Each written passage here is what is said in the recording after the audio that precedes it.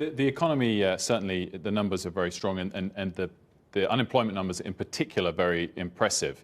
I wonder whether you feel, though, a little bit of the gloss of that impressiveness needs to be removed because of the deficit, the size of the deficit and the direction that it's heading.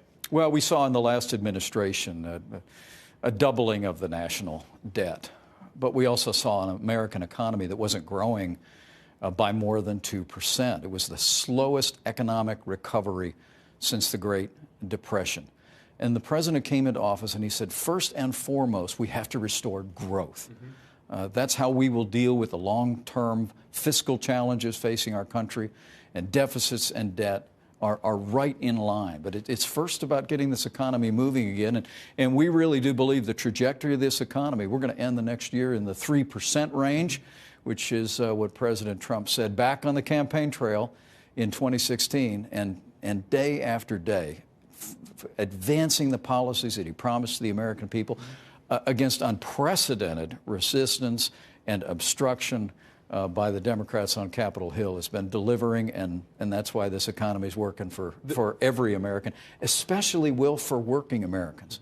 You know, as I travel around the country, you know, I go to meetings large and small, and I have hardworking Americans coming up to me every day and just saying, tell the president we appreciate what he's doing.